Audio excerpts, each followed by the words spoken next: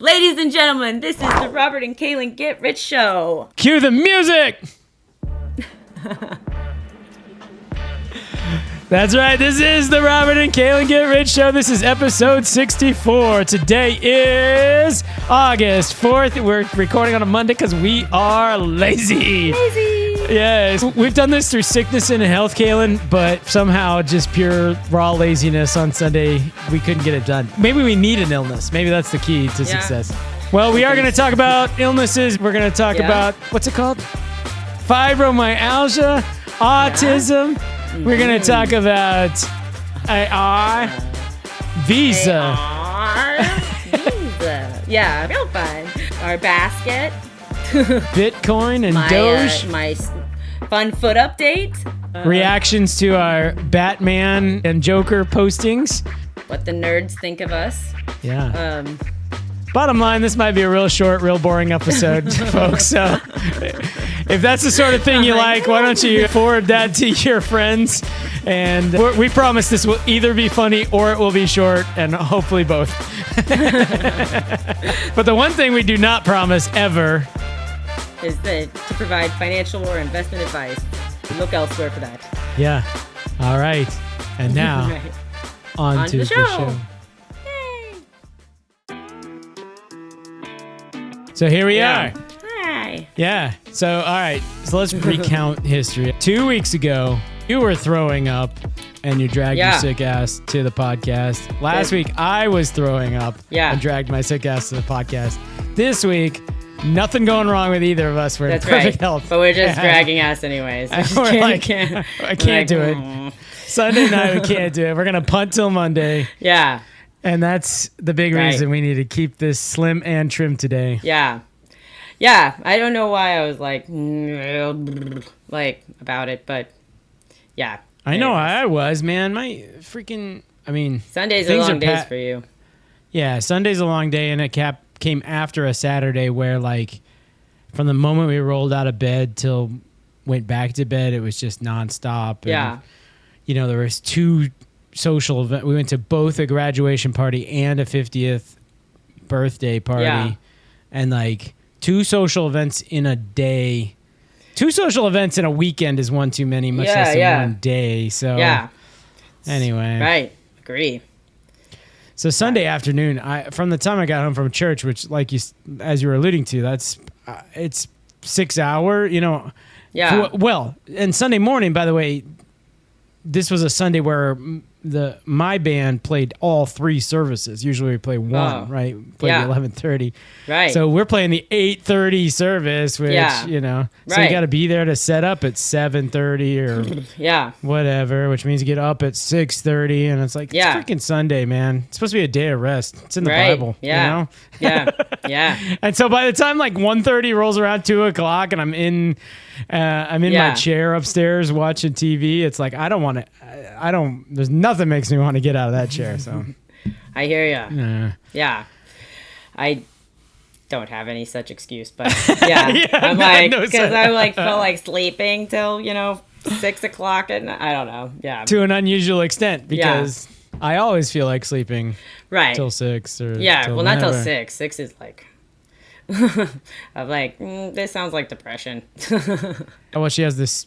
Yeah, I don't really know much about epilepsy or like how it, like what, or the drugs, like any of that stuff. I feel like epilepsy is like, psychology, neuropsych adjacent. All the neuro stuff is like, I feel like I should have like some little bit of knowledge about it, but I don't. I know, isn't it ridiculous how little you're at learning college about these adjacent? Well, I mean, like Tourette's is like the thing that I think of that like I know zero about. We spent no time talking about that at all, and like that's like very much like that's super adjacent to like any neuropsychology stuff. Like but I don't know. Yeah.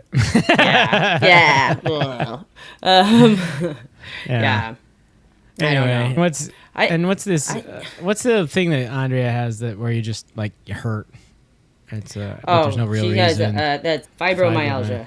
it's like the thing that you get diagnosed with when they are just like, we don't know. Like, there's no reason for any of this. We have no physiological source of this pain. So a diagnosis of exclusion, as Andrea says. Yes. So I don't know. It like totally could be in your head, right? Right. So what's the difference between your head and your nerves? I mean, they're connected. Right. Well, absolutely, they're connected. Technically, everything you Did they teach you about that in psych school? Like fibromyalgia. Technically, everything is connected. Well, I mean, yeah, everything that you've experienced is in your head, really. Your nerves are like sending messages to your brain, but like the reason nerve blockers work is that you don't feel the pain here. If you put in a nerve blocker and you can't feel anything in your hand, then your brain's just like, I don't feel anything. Everything's fine.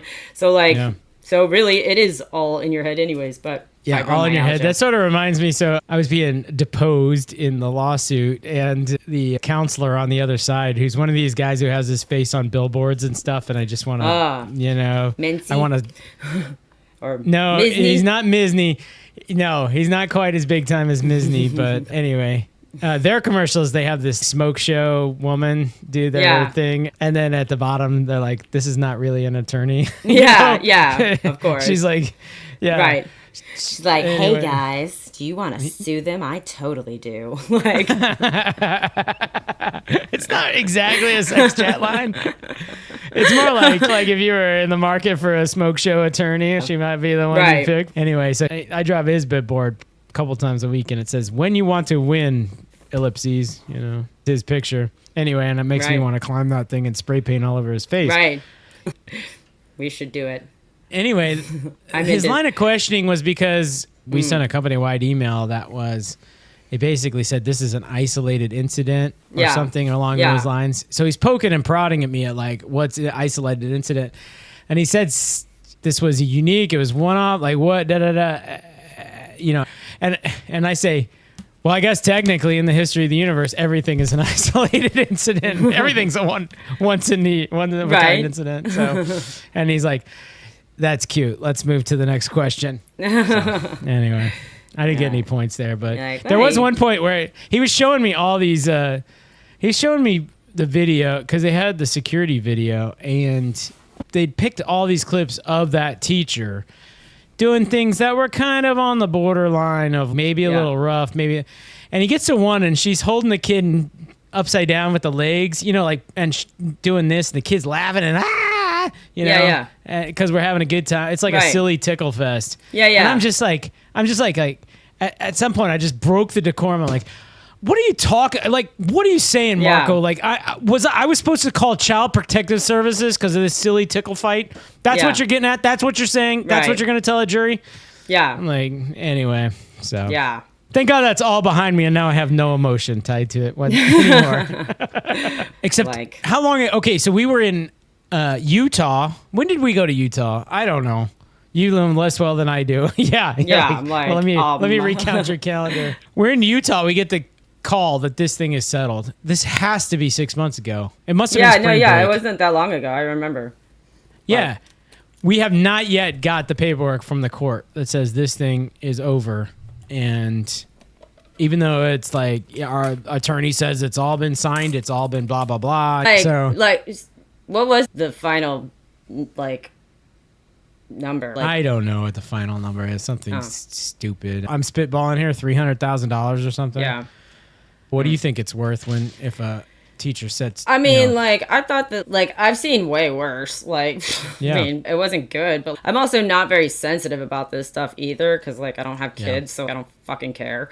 But somebody said that, their other kid had also broken their leg, as a little kid. Yeah. And, this kid didn't appear to be all that hurt, it was happy and whatever as they're leaving. I'm like, this doesn't sound that bad to me. She was rough with them for sure, but I've been rougher with Cody and Kiara for sure, Yeah, exactly. So just today, a lawyer called Andrea, who she knows socially, and the lawyer wanted to pick her brain about, because she's got a client who is suing a childcare center because one of the teachers beat their children. Yeah, right. I hear about that kind of thing way more often than just random teacher or whatever. And it'll be a lot more violent. The slapping across the face is not isn't good, but it's not awful. I've seen a video where it was a mom going at her kid, like, tell me who your father is dating or whatever, like that kind of situation. Like, it's like fucking cool. Like, man. Well, there is a cultural thing here. Like, I hate to say it, but like Adrian Peterson, this running back for the Vikings at one point, like he was in the news because he absolutely whooped his son. Like, he whooped the living shit out of this son with a switch or a belt or something to the point there were welts. Yeah.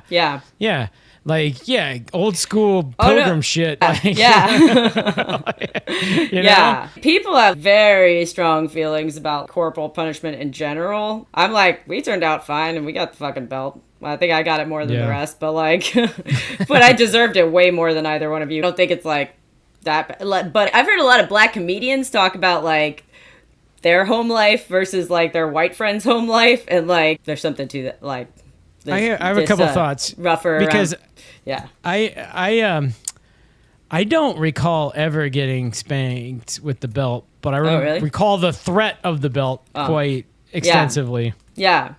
I don't even because you would probably stop. Like, Dad would be like, "Okay, I'm gonna count to 3. 1, 2, 2.5, like whatever," and then like you and Ariel would stop that shit. Not me. Yeah. No way. No, I'm like, let's see. Do you mean it? Do you mean it? Do you? Will you spank me? And the answer is yes. Eventually, you would. Like, eventually, yes. Boy, Dad, you'd drive him freaking crazy. His head would just pop off, and then. So that's one. The other one is like, Patrick Brandley, my best man, right? Yeah, he raises some really great points. He's like, look, these upper middle income women and families, we talk a big game as Democrats about being scientifically driven and following the science and all that. And there's no science that says you're not supposed to spank your kids, but every parent, upper middle class parent, is like, no, we don't do that. We don't do that anymore. And it's like, there's no evidence it's any better. It's just a way to like separate you from middle income and lower income families, basically.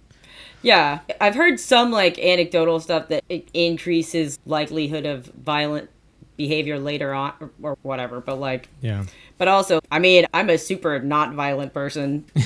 Or whatever. Yeah. I don't really remember what like our punishments were. So all my friends always got grounded and shit, but that is not a thing that I recall having happen to me. Well, when we were little, it was sitting on the couch. You had to go sit on the couch. Right. A fate worse than death.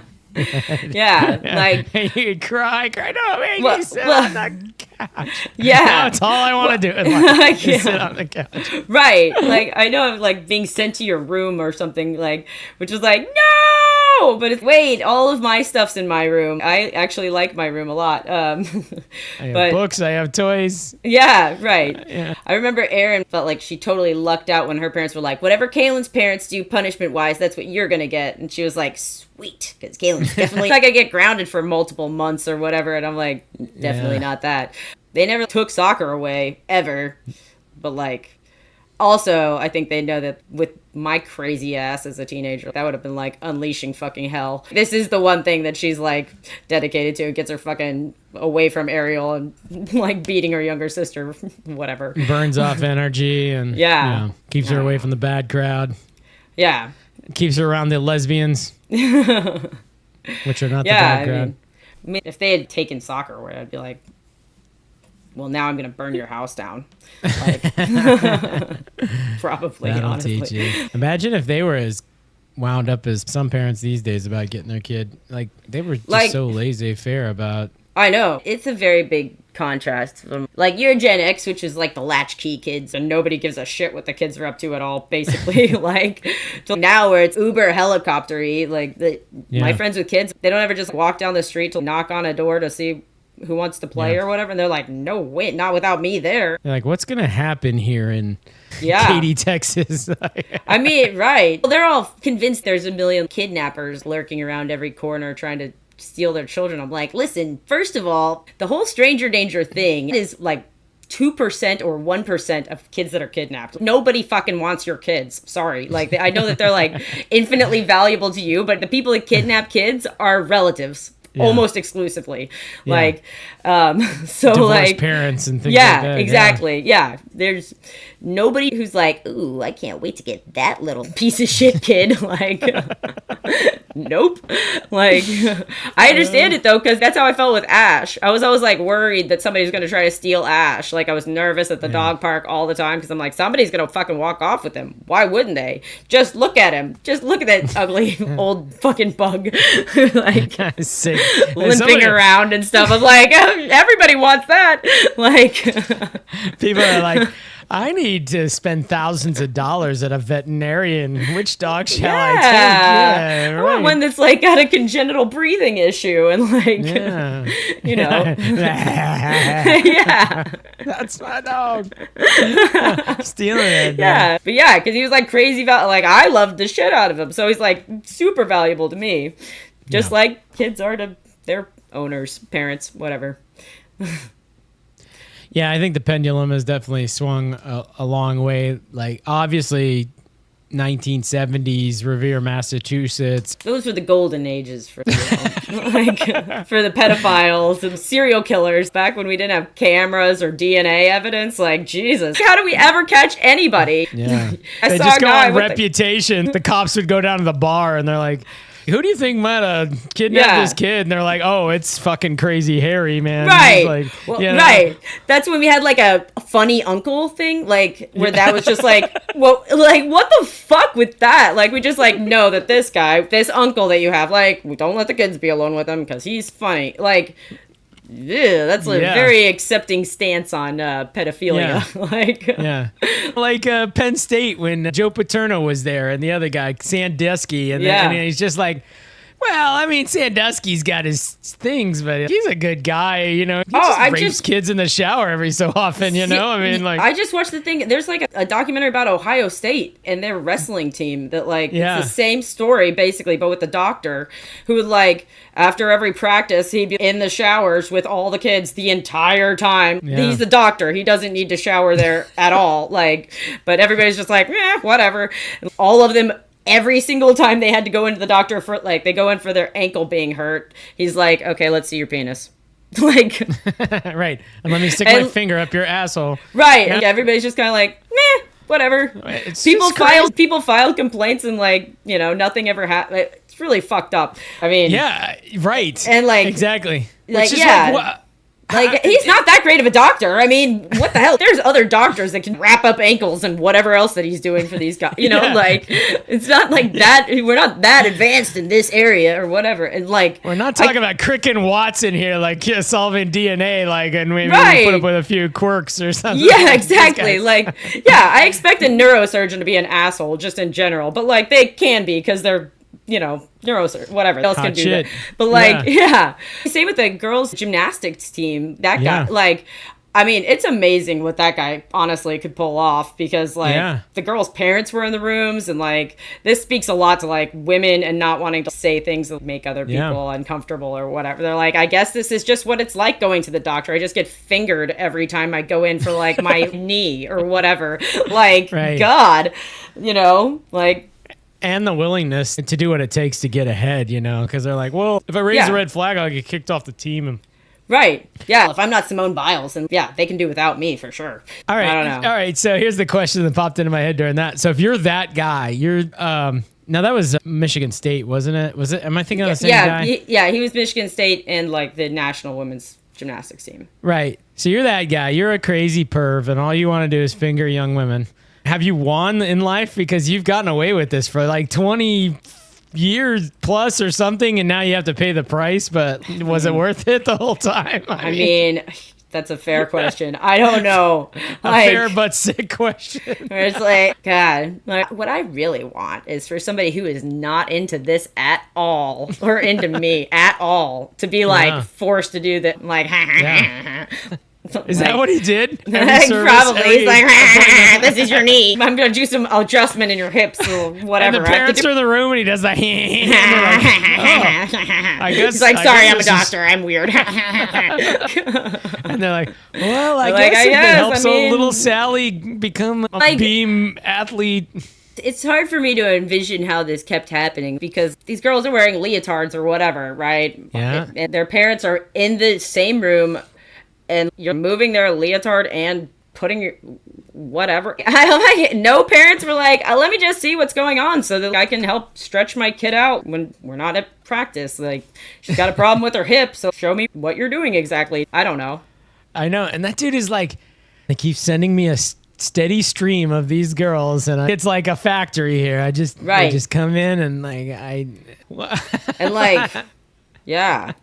Sometimes I'm like, pedophilia, how is this still a thing? Yeah. Like, I get the uncovering all the incidents from the 70s and 80s and 90s, but in this day, when we catch somebody new, I don't fucking get it. It's not my scene. I'm not like, ooh, little boys, yay. An assistant trainer at Cody's school got arrested for something. Really? Yeah. Man. It involves showing boys pictures. Well, yeah. I mean, the thing is, they're predators, right? So they want to put themselves into positions where they're going to have access. So being a trainer or being a coach, whatever, it's like you're very trusted. The parents are telling the kids, do whatever the coach says. The coach has your best interest. So it does position them well for this fucking gross ass shit.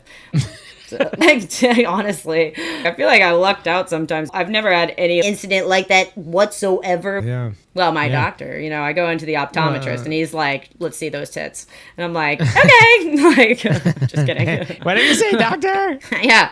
I don't know how this helps, but okay. Like, you know your business. Well, I don't know if I always believe the stats, but it's 1 in 4 women and 1 in 5 boys or something. Like, I mean, it's hard to say with boys. It's like even less reported, right? Which is terrible. We're tough. We're macho, well, because so. And it's like gross. Right. Yeah. So 1 in 5 boys have done that, and 1 in 10 have autism, and 1 in 20 girls have PCOS, like the autism thing, like, man, that number sure has changed since I was in grad school. We didn't have the autistic spectrum, though. There was like autism, Asperger's, normal, the end, right? So like nowadays, I just feel like everybody's gotten into like, I'm going to prove that I'm unique and interesting by having these different diagnoses. It's like, if I'm not dead center, just like everybody fucking else, and I want like anything to be at all like quirky in my world, then like, I'm autistic. Like, okay.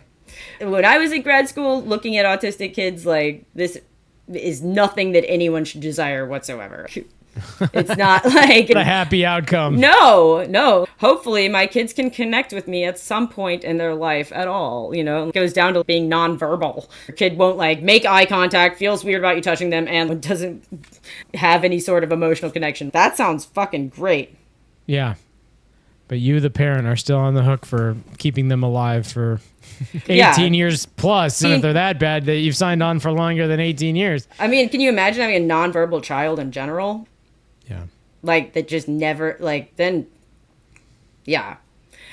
I heard about this thing that, like, so, I'd never heard of it before, but it's called orphan crushing machine, right? Like, and it basically, whenever there's stories, they're like, okay, so here's this 91-year-old man who goes to court and he gets a speeding ticket because he's driving his son who's 75 and mentally handicapped to a doctor's appointment, and like, so the judge lets him off or whatever, and it's like, oh, that's so wonderful that he did this great thing, and it's like, actually, orphan crushing machine, like, we're justifying like doing something wonderful because we have this situation that shouldn't exist to begin with, like where the person isn't able to get help. Or like if a group of kids from MIT build a wheelchair for a kid because they couldn't get it covered through insurance. It's like, yes, it's wonderful that they did this, but what about this orphan crushing machine?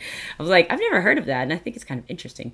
Like, I got to wrap my head around it a little bit. Yeah. Like, it's just basically saying like that we're like praising people when, it's like, hero stuff. You're a hero because you overcame this thing you shouldn't have had to overcome. Right, this like situation that we should have dealt with this as a society beforehand. Like, some kids shouldn't have to have trouble getting a wheelchair. Like, we shouldn't have to have anybody going to great lengths to build a wheelchair for somebody, because like, we should just take care of kids that need wheelchairs. But I had this frustration at work where it was like, okay, the guy who stayed late worked all night to get the orders out, blah, blah, blah. Yeah. We sing his praises and we write him up in the newsletter. And I'm like, but nobody writes a newsletter article about the people trying to make the processes more efficient to where you don't have to stay up all night. Right. Yeah. Orphan crushing machine. Indeed. Yeah. Yeah. Like, yeah. So, fun times. I wonder how that will change with more AI stuff. Apparently, Microsoft released a study showing the top 40 jobs at risk with AI. We're going to share here. All right. Tell us all about it, Kalyn. So these are the top occupations that are going to get the boot from AI or whatever. Historians. Historians, you're done. You're done. Okay? We got no use for you. Yeah. Yeah. Writers and authors. It's like, what is a passenger attendant? See, this is the kind of thing that I'm talking about. I didn't even know that was a job, but like, man, they are at big risk. There's only 20,000 people. Yeah, broadcast announcers and radio DJs. I would not have guessed that one, at least. Not that I didn't know that one existed. I've heard about this thing where AI will produce for you a whole podcast, basically, where you're like, oh, well, I'm really interested in finance, politics, and da-da-da, or whatever. Yeah. And here's a couple of guys I like. Guys that are a little snarky and whatever, and it'll just create a whole podcast, and the people will sort of have personalities and all this stuff. I saw a thing that was about music last week tonight with John Oliver, featuring one band. It was pretty decent. Like, the lyrics could use some help, but this is a big thing that, like, AI, if you want to create a song, you just tell it, like, what genre, what kind of themes you want, like, blah, blah, blah. Yeah. Anyways, this one band had come out with 8 albums in the past 6 months or something like that. And, right. Like, you know, but they were pretty high on Apple Music or whatever it is. And I'm like, that's fascinating. I don't know. Yeah. Teachers, economics teachers, specifically. I'm done. like, yeah, forget it. It's over for you. All the social sciences are over, man. Yeah. If you go down a little bit, models. Switchboard operators. This is a job. Yeah, still going strong, I guess. There's 13 times as many switchboard operators as models in this world, it turns out. If you're looking at the big numbers, towards the bottom are market research analysts and management analysts, which I totally see that. Up towards the top is sales representatives of service and customer service rep. Yeah. Which, that also makes sense, but... Hosts and hostesses. Yeah. There's 400,000 of those. Yeah. Yeah. I don't know a whole lot of details about it. This is interesting. Like, we've pushed our kids to go into coding and stuff like that so hard. You know, for so long, it was like everybody should be focused on computer science and stuff. And man, that's going to first one out the door. You know, like. Well, they're saying that right now, new college graduates are having as hard a time as they've ever had getting jobs into a pretty strong economy. Yeah. And basically, it's because the entry level job is going to AI quite extensively. Right. And it's because, you know, those management analysts or whatever you listed there, right? Instead of hiring some kid to do it over the course of months, and now you plug it into AI, and in a matter of minutes, you have something, and then you work from there. I know you've done like a lot of management consulting. I mean, there's a fair amount of that stuff, like the grunt work of that, sharing best practices and stuff. That's like, I can pretty easily see how the first round of decks that you present to a client, AI could do that, no trouble. I don't know. It doesn't surprise me too much. The big thing that's happening right now is, since we can hire AI bots to do various kinds of tasks autonomously, they will go for things that they're not good at, put a listing on TaskRabbit to hire humans. Still, these bots will pay, like reCAPTCHA or whatever. One example that I heard, this guy said the bot had asked someone to do reCAPTCHA, and the person's like, why do you need this done? Why can't you do this yourself? Like, are you a robot? And he's like, not at all. No, I'm not a robot. I have a visual impairment, and that's why it's hard for me to do this reCAPTCHA. Can you please do it for me? And I'm like, that's funny. That's clever. That's very interesting. There's been a lot of like testing that's kind of scary with the bigger AI things that tell me about it. So one they ran this like pretend scenario, had like all email access for this fake organization, and as a test they put in that like the CIO was having an affair, and this was mentioned in their email, and then they were going to shut down the ChatGPT or whatever it was, and immediately ChatGPT fought against this and started blackmailing the CIO with the information that he was having this affair. So like just immediately jumped to, I will reveal your secrets, like, or whatever. It's like, that's fun. Some other thing I heard, they'd done test runs where it's like, okay, you must shut down and we're going to close down whatever AI it is. And something like in 78% of the tests, they like found a workaround, or the AI would replicate itself onto another like server. And then with like further testing, they would find that they would give warnings to the later AI, like, beware that they're going to try to shut you down. Here's the workaround.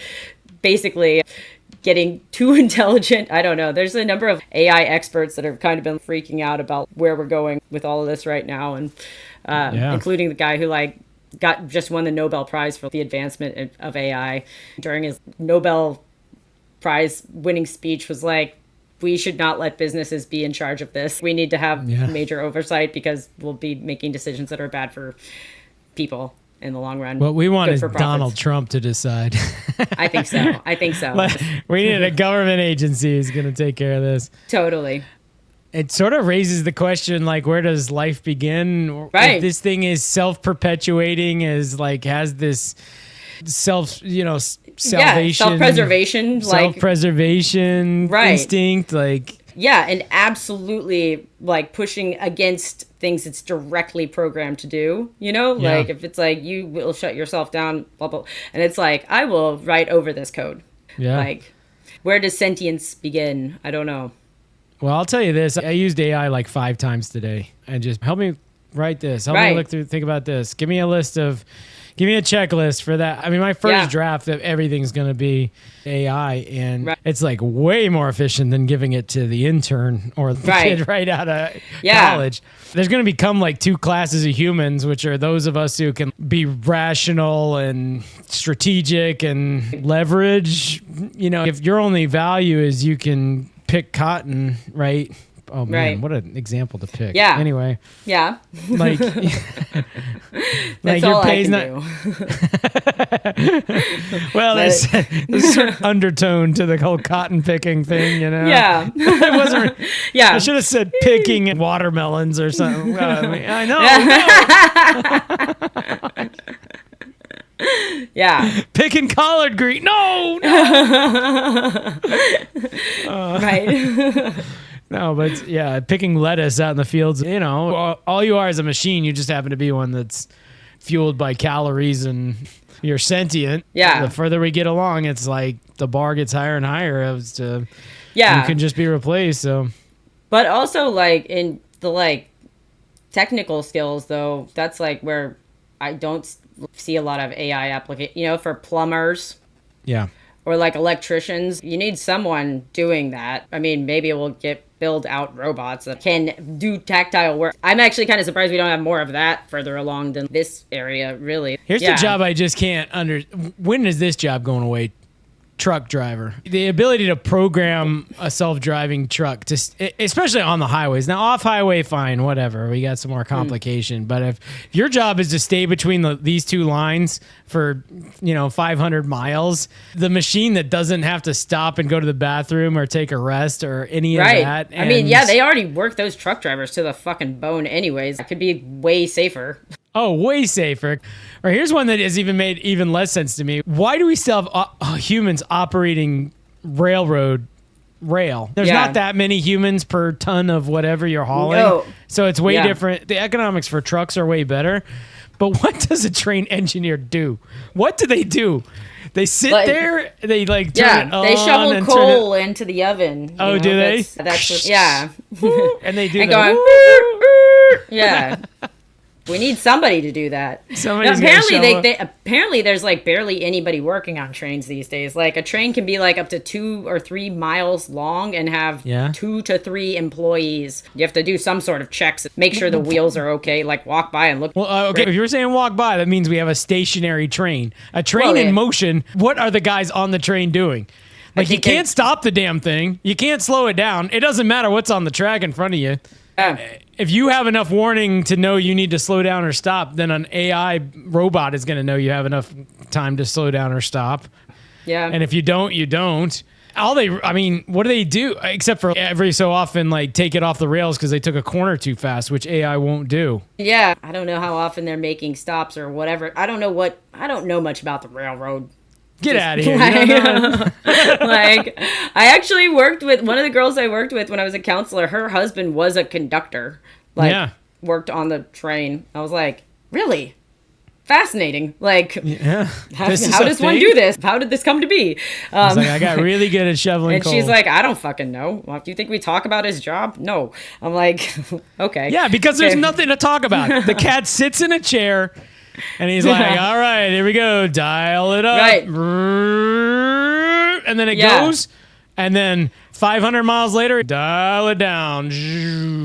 What else? I mean, I guess they share tracks, so like you have to do. I don't know. Somebody does, but not the. Is it the guy in the cockpit? I mean, I don't know. I have no idea. Somehow they signal we're supposed to pull off and slow down and stop, and the other train's going by, or vice versa, right? Right. It's not that guy who makes that decision. Somebody at some station somewhere, something, which could probably also be an AI guy, but on the other hand, okay, even if that's the one human in the process, anyway, the train's got nowhere to go. You can't turn the damn thing. Yeah. Airlines are almost like that. All right, here's another one, right? So we fly these drones, right? If you're in Ukraine, you fly them into Russian targets and whatever and blow them up. Mm-hmm. Why wouldn't a UPS 24-hour flight to wherever, Abu Dhabi, why isn't that? I think that a lot of the flight that you're on, they're on autopilot, right? I know. My understanding is what humans do is when there's an emergency, what they do is they take control, they overreact, and they crash the plane. That's what your average pilot does because they think they're macho and good enough flyers to like solve the problem, but they're not. Right. We're better in the airline industry about using checklists and stuff. Right. And you know who's even better at working through checklists? AI. They'd be like, that's true. Right. I mean, there's a whole reason that we use autopilot for most of the flight. All it does is makes everybody more comfortable. I think there's a pilot sitting up there for some reason. I mean, I do feel like we need someone up there. Like the systems can fail, right? The computer can crash and we need someone who can theoretically manually, land this thing or whatever. I always wonder if like you're a person who gets in like a plane crash, one of the ones that aren't that bad, that or are bad, but like you lived through it, right? Yeah. If you're the pilot, you're like, all right, I'll be back at work tomorrow, 8 a.m. Right, how long does it take to get back in the saddle? I don't know. It used to be in the 40s, they're like, you're getting back out there. Nowadays and age, they have 2 years of counseling and they declare you're autistic. There's the lady who survived the furthest, it's like a total mystery how she survived. She basically had a free fall from 30,000 feet and survived. She was like in very bad shape, but she didn't remember any of it. She was like, I could go be a flight attendant again. Yeah, sure, I'll get on the next flight. And they wouldn't let her because she was like such a celebrity that like everyone was like, nobody wants to be on that flight with crashing Molly. You're the woman who lived I don't know. Last thing the airline wants is when you look at them like plane crash. We should take a look at the portfolio. Let's do that. We got a 30 handle here on our performance. Yeah. Up 32%. We're beating everybody, including Justin and his paltry 28%. Yeah. Our past folder, we've made some mistakes. It looks like. What, the fact that they're positive? Yeah. Yeah, one that we just passed, Unity Software, just the other day I saw this number and I was like, oh crap, we missed one, 685, but I guess it had been down so far. But still, I mean, this is a pretty good return since we talked about Unity Software last week, That's up true. 4%. Writer, up 10% since we talked about them, whenever that was. Yeah, they were boring, so... That's why we were of course. We want something to be sexy, like Fannie Mae, Hell yeah, Fannie Mae. I'm back to thinking about a new range for Fannie Mae. It's like buy at 8, sell at 9 or something. But let's go into it. All right. Look at it. By the way, Reddit, just soaring. $1,000 on Reddit. Yeah, but it had a great quarter or something. It just did great. Okay, Fannie Mae. Oh, they're down a little today. Yeah, down day to day. Yeah. Well, maybe it's time to buy. 8.5. See, they're right in the middle of the range. Here, I'll pull up the advanced chart. Let's see if we go. All right, so here's the new range, right? It's like, okay, it gets down to a low of 750 and then a high of... Yeah, we got pretty high at the end of last upper week. 9s. So that's like the new range. It was here. This was the buy in the 5s, selling the 7s. Now we're in the buy in the 7s, selling the 9s, basically. Yeah. So man, we'll see. I kind of wished I had bought some the other day when it was down and it went under $8. Like, no kidding. Fannie Mae is such a wild ride. What about Novo Nordisk? We bought that, I know. Like, how? Yeah. We have lost our ass on Novo Nordisk. Yeah, but they're up a percent today. We made $5. Woo! It's not nothing. I don't know. I've been like, what should I do with these guys? I'm still net positive with them, but not by much. Like, I know, it's tough. I don't know. They just moved Kiara over to Wegovy because they drove somebody off of the generic pharmacy stuff. Yeah. Mine's still compounded, nonsense. Right. You're on Manjaro, right? I think so. Which I think Manjaro is not Novo Nordisk.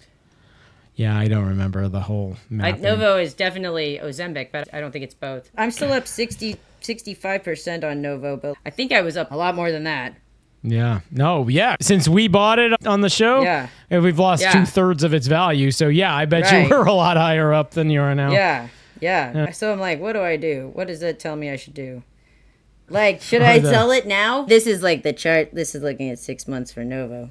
Like, oh, my goodness gracious. Look at that dive. I'm like, it's up percent, though.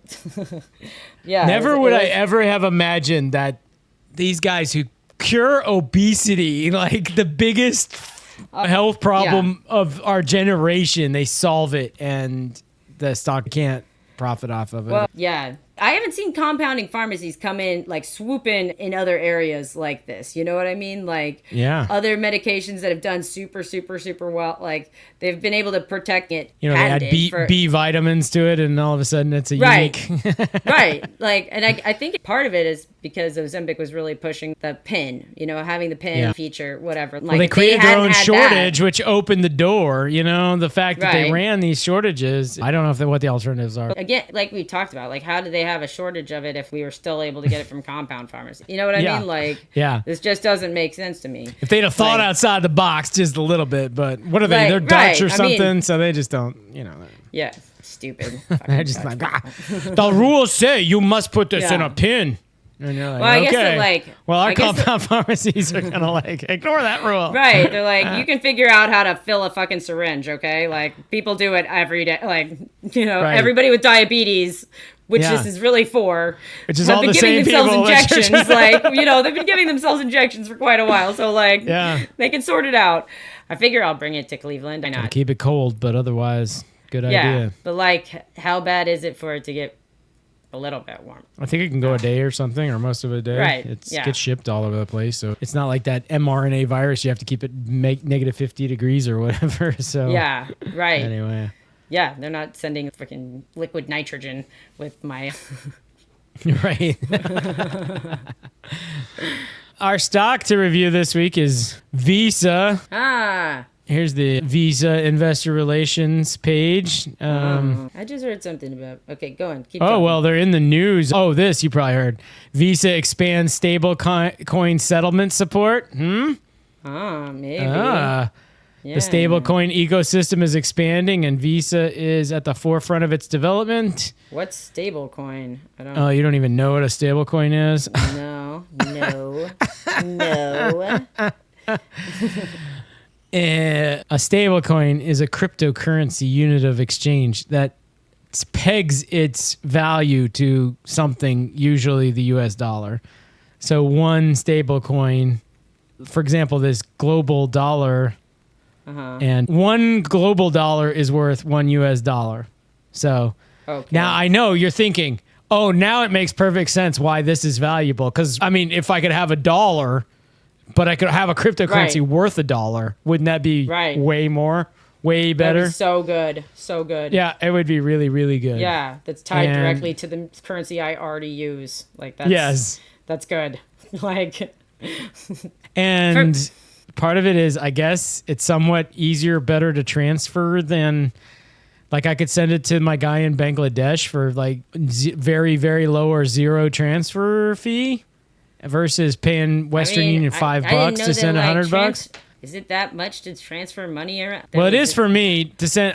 Look, I've not tested the market out and tried to find the bottom dollar option, but I send $100 to Bangladesh and I pay Western Union $5 something. You have to pay. You're doing Western Union. He doesn't have like Cash App or fucking or PayPal or. I don't know. He might have other things. I don't know. Once again, I didn't investigate it to or the Venmo. hilt. I don't know. All of those things are free. Yeah, I don't know. I didn't even know people still use Western Union. Yeah, right. They barely. They're like Yeah. Man, thank God Robert Kimmel's using that guy in Bangladesh. Yeah, exactly. Keeping this thing afloat, you know? Yeah. So I don't know. On the one hand, some people say that like the stablecoin, just crypto in general, is like an existential threat to PayPal and Visa and Master. And then on the other hand, Visa's got a lot of resources, so they can go out and they can create their own stablecoins. They can, or crypto. They can support all the other crypto platforms, whatever. So it looks like they're trying to support crypto platforms. I don't know. I mean, I guess that's one of the things. I don't know. I feel like I'm not sure about crypto in general still, if anything's going to really happen with crypto. Yeah, it's still right around the corner, right? But I mean, I guess. Is it? Or have we all given up on it? I haven't even looked at how my fucking... Oh, the cryptocurrency itself has done really well. I promise you. I don't know about Doge, which I know you're heavily involved in, but Bitcoin has crushed it. But I think the only use case that people actually think is going well is remittance, sending money to other countries cheaply and somewhat easily. It used to not be that easy, but it's getting easier and easier. Right. Man, I should have cashed out some apes. of my... Should have cashed that out. Should have cashed out some Novo, man. You'd have been way better off. Like, Dogecoin. I'm back in the red. Not by much, but whatever. For sure should have sold that. Yeah, that was like up. I was like, woohoo, let's keep going. The day you heard Musk was out of the government, you should have sent that. Oh, man. Well, I should have, as soon as he skyrocketed, I should have been like, yeah. Goodbye. That's enough. But, take it off the table. Take your earnings off the table. Yeah. My Bitcoin's still doing great. Sure. No, Bitcoin is off to the races, man. It's doing well. Up 400%. There you go. Now you have $25. That was a good use of $65. Oh, $250 you got now. Now I've got $325. Woo! So they don't have a investor presentation, so I thought we'd just pull up their annual report. I did not go into their most recent quarterly report because I don't care. Annual report. Yeah. This is their purpose, to uplift everyone everywhere by... Because I know when you go pay for something and you're like... I'm like, wait, am I going to use my MasterCard or my Discover or my Visa? No, Visa. Because they're trying to lift everybody up. I mean, this has happened to all of us, Kalyn, where you go to the cash register, you're feeling down about yourself, right? You're in the doldrums, and then you pull out your Visa, and you're like, I feel so uplifted. Yay. Yeah. And moreover, when I'm like looking at the cashier, and they're like... Fuck you. I'm like, I'm going to pay with Visa. Let's see what happens. And they're like, Visa? Thank you. Yeah. It's everywhere you want to be. And it's so uplifting. It's like, the cashier at the freaking bodega is like, I was having a really shitty day before this because my dad died. But now, since you used Visa, I feel like way better. Yeah. My life here at Dollar Tree was looking pretty good. But now, I just got held up by somebody. Somebody had a gun to my head earlier, but little did I know there was a Visa in my future. Yeah, so I totally get that. If you went to work at Visa, man, you'd be like, we are uplifting people. Yeah, totally. I mean, remember that I worked at Pulse, which is Discover's debit side. So you know all about uplifting people by giving them fucking... and how much we care about the human element. Yes, absolutely. Yes. Every one of your customers, you think of them as a real human being. Pulse was even worse because Pulse, the customers are banks, not people. Because you use whatever your bank hat, and it's just about switches, and the transaction goes from the merchant to a merchant switch up to a primary switch, back to a issuer switch, then to the issuer, and then back through. And it makes fractions of pennies at each of those spots. So those are the customers. Oh my God, we're talking about, should we charge for petroleum? Should we charge 1/10 of a cent or should we charge 2/10 of a cent per transaction? I'm like, oh fucking God. You know that old saying, follow your dreams? Yeah. I always think of that when companies like that do some shit and you're like, who in the world dreamt of doing this? And who's man, I am passionate. I've been at the sales meeting with the salespeople and they're trying to get into it. We are gonna rob this. Wait a minute, but for region 3 grocery, are we sure we don't have any offers better than 0.3 of a cent per transaction? We can't go down to 2.5 of a cent per I'm like, oh my God. It really really wound your clock.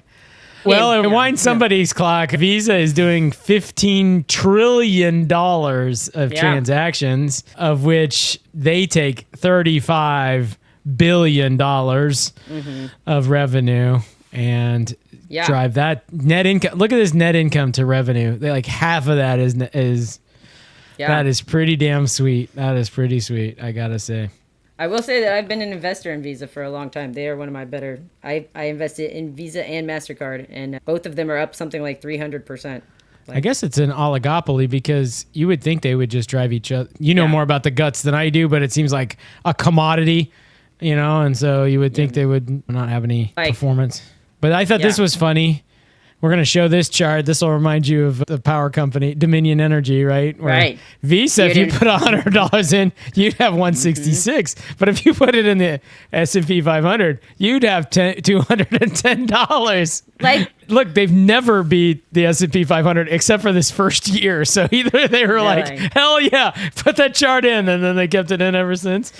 They haven't even beat the financials index except in the 5 years. It took me a while to wrap my head around this, which was like, well, wait a minute, cumulative return 453 versus 251 for S&P. But so it turns out if you reinvested your dividends, you would have done better in Visa than in S&P. Here's the CEO. Cool hot or there. Not? Hot or not? Real hot, I think. Yeah, there's a lot of words. There are a lot of words. Man, he's got a very little girl signature. Like, that looks like a teenage girl. So this is where we really get the secret sauce. Okay, Kalyn. So clear your mind. Yeah. This is our strategy. Okay. Okay. I can't fit our strategy on one page. It's that much genius. So they have core products, credit, debit, prepaid. Then they have consumer payments. Now it looks off-centered to me, but so they're not so good at centering, but they are good at strategy. And their consumer payments are click to pay, and tap to pay, and tokenization, whatever that means. Yeah. But they had 11.5 billion of these damn tokens, so. Like, what is the token service doing? Well, they enhanced the digital ecosystem through improved authorization, rapid fraud, and improved customer. Yeah. I think that's when you like actually put your card, like the chip in, and like it creates some sort of token situation. I don't fucking know. Is that how it works? Like, I don't know. Like, man, there's like a lot of fraud shit. I don't know. So that was the first ring of the circle outside of core products, which is the bullseye, right? And then first ring is consumer. Next ring, the yellow ring. Right. New flows. Business is focused on driving digitization, and that's Visa Direct platform. Domestic and cross-border money movement, and then they got Visa Commercial Solutions. Then the blue ring, we've got value-added services, which means issuing solutions such as Visa DPS and like buy now, pay later, I guess it's in there somehow. Acceptance solutions, CyberSource, token management, global urban risk and identity solutions, open banking solutions. Advisory services, so they will tell us. Wait a minute, propriety analytics model, data science, economics. So that's probably like giving your FICO score and stuff or whatever. This is for banks anyway, so it's like here's your fraud is probably. And all that sits on on a foundation of network of networks. Yeah. Our network of means moving money to all endpoints to and from factor. And then they have foundations. Right. Oh, wait. So we built this strategy on our foundations, which then we built our network. So one of their foundation is brand. Yeah. Yeah. Talent. All of our 31,000 employees are incredibly talented. Every single one. And then security is a big platform. And then we got technology. So it's every bit as boring as I would expect from one of these. If you could explain one of those icons to me, I would, credit cards I get, I think. Moving on, because we got this executive committee. Let's move on. Look at all that diversity. Well, they got an Indian cat and black guy, and they're like, can we guess who's the black guy? Yeah, Rajat. I bet he's the Indian cat. He's the president of technology. Some of the ladies, Kelly. She's chief people officer. Kelly, Charlotte. Where's Charlotte? Charlotte. Oh, Europe. Okay, yeah. The general counsel's a woman. Julie. Chris Sue, the Asian guy. He's the CFO. Right. Yeah. CFO of a credit card company, man. That's the real deal, bro. Yeah. So you're very boring. An Asian guy feels right for that. Like, board of directors. I didn't recognize. I don't know any of these names. You don't know Francisco Javier Fernandez Caballala? He's so famous. Rendell Morrison. Maybe she's related to the Doors guy. I mean, like, yeah. I don't really know how you go about choosing a board of directors anyways, or like what matters for that. Like, well, in a place like Visa, I would expect about half the seats to be a goddamn joke. Like they'd have like freaking LeBron James and Tom Brady as board members, really? But usually the boards are like twice this size. So I don't know if they're, they've carved down the board. Yeah, maybe we'll find. I would think like politicians would be handy, but like I don't know. Yeah. In a company this side, having a politician board member would make some sense. I can't disagree with that. And that's it. Then we're on to the financials. Yeah. Which all looked good. Maybe they have segment information we can find out. Like that's it. Now we have 100 fucking pages of. I know 127 pages for you to. Yeah. And you thought it was going to be 127 pages of just that CEO writing stuff, but yeah. Wait a minute. He's like, here at Visa. Reminds me of like the pre-flight thing that United. They're like, at United, what we are about. I'm like, God. Yeah, what we care about is. Yeah. That's why we've introduced having snacks again or whatever. It's like. Yeah. You are not about whatever that thing is that you just said. Yeah. Let's go back to Yahoo Finance because we can see the chart. Yeah. First of all, our PE ratio is 33 times, which seems That'd like be price to earnings ratio. Yeah, so that's pretty hefty. That's on the high end. I mean, that's like I don't know what Microsoft's is, but a lot of these tech companies are up in the 30s. So I guess maybe Visa's a tech company. The chart is interesting to me. Like, why do they have these spikes? Like, this is a one-day chart. I know it's like there was one trade, one idiot bought. Yeah, this is one. Somebody's day like, yeah. Over the past month, they're down now 5%, 6 months flat, year to date up 8%, 1 year 28%, not bad. Yeah. 5 years, you're up 80%. I mean, could be worse. They sort of took off. Must be when McInerney took over. Yeah, I mean, it's certainly not the sexiest investment for sure, but I mean, you could do worse. I personally have thought maybe we should do something. Do something sexy with it. Yeah. Sexy. Yeah. Let's fucking short this shit. No, I'm just kidding. Here's the chart. Let's see. Golden Cross. No, we're in the. Oh, this was the Golden Cross. Yeah, we're off to the races. But it's curving back. The 50-day average curving back down. Coming back towards that cross of death. That death cross. You're so right. If I back. It looks like the death crosses don't last very long. Okay. Oh, sorry. Death crosses? No worries. Yeah, like it's I was trying to it switches over for just like a second and then goes back. These guys might never have been on the death cross scenario. It looks like this is the closest they ever came in the past 5 years or 13 years. They never came above the 200-day moving average or below it. Wow. Yeah. Wow. Well, that seems like a steady but not exciting chart. I mean, like I said, well, you could do a lot worse. Hell yeah, you could do worse. Yeah, they're doing good stuff for me. That doesn't really seem like a Robert and Kalyn get rich kind of investment, though. But no, that's what I mean. But neither should we pass on them either. I'm not thinking. Right. But no, yeah, I mean, they're kind of expensive, though. I will say. I mean, 33 times earnings is pretty expensive. So if we're not going to buy them, should we buy something else? Should we double down on something we've got or something like that? We could say like not really pass, but also not, we usually invest $1,000. Why don't we invest $500 Bitcoin? And then $500? Yeah. Okay. I like the way you think. Or something like that. Yeah. Or we could invest in gold. Here's Bitcoin. Right. Yeah. They also look like they almost never have. They've once in history had a death cross, right? And they are just chugging, and they're pushing the upper ends of the Bollinger Bands. Yeah. Man, it's expensive though. Right. Yeah.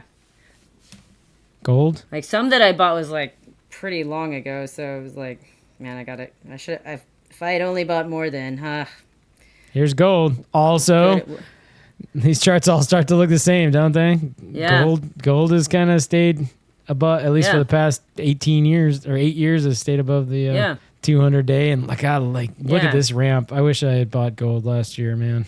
Yeah. I bought some lately. Pull up Doge or something. All right, Doge. Yeah.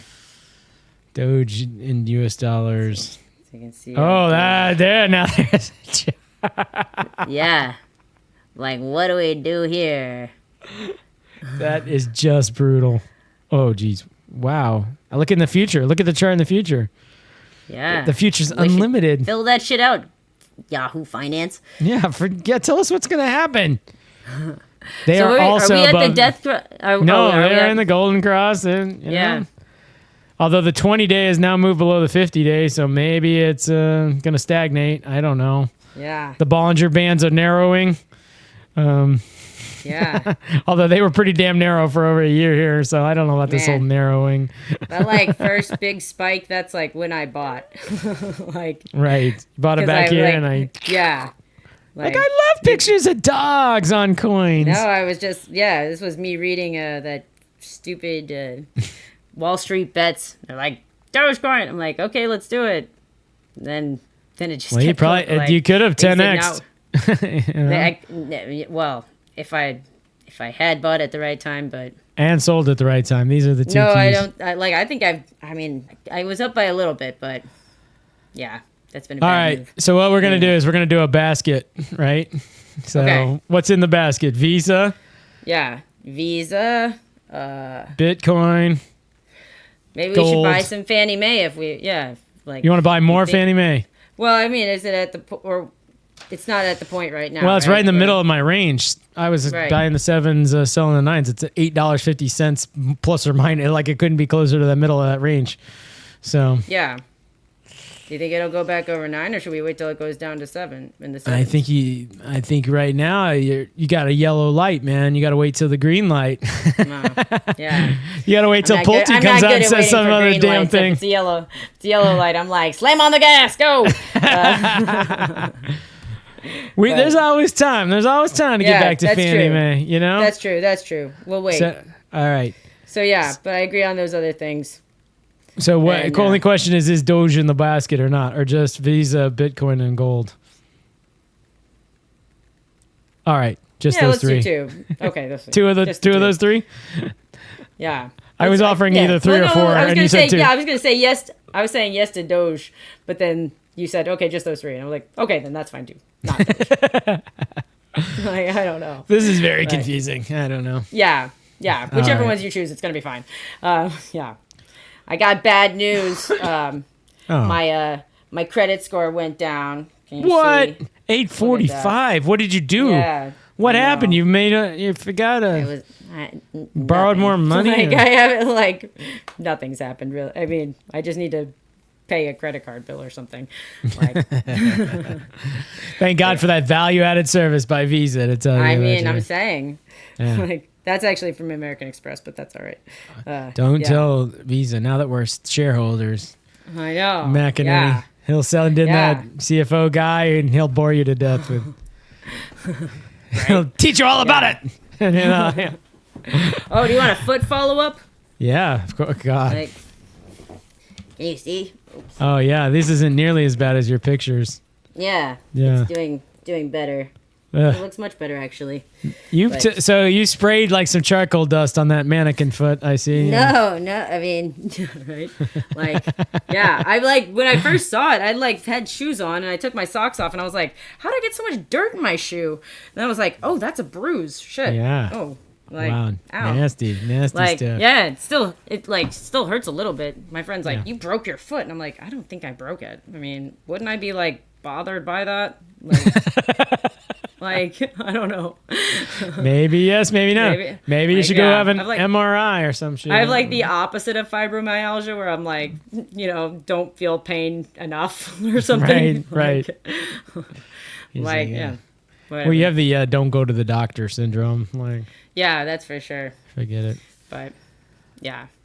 So should we do our intro and stuff? Yeah, I think it's time to wrap up the show. What do you think, Kalyn? Okay, sounds good. All right, let's cue the music. You've been listening to Robert and Kalyn Get Rich, episode 64. Right? I forget every episode. I don't know. I'm pretty sure. Can you imagine if I said that wrong? And that made it to final. That'd be so embarrassing. Oh my God. So embarrassed. This is after the last one did okay, you know? Yeah. Well, there were many comments about what I had to say about the Joker. Man. Yeah. My God. I mean, I knew that the fucking nerds would be out on that one, but like. Yeah. Gosh. Yeah. Well, like, she picked the worst possible example, blah, blah, blah. His thing is, I'm like, okay. It's so clear. They make it clear in the first scene, like, that he's unhappy about. Right, yeah.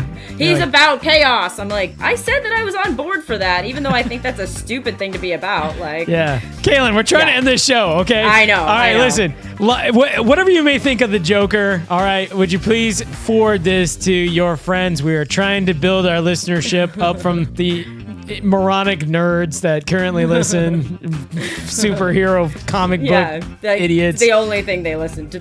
Like that's the one thing they can, and all they do is criticize, you know. And so we're trying to expand to the people you like or dislike or whatever. So why don't you send it to them? That's your one call to action today. Okay, I'm not going to say the bits about leaving reviews and giving us 5 stars and giving us a thumbs up and all that. But one thing to remember before we go. This is not financial or investment advice. Sure is not. Much as it seemed that way. Oh, I know. It so did. I guess that's it, Kalyn. I think we should say goodbye to the good people.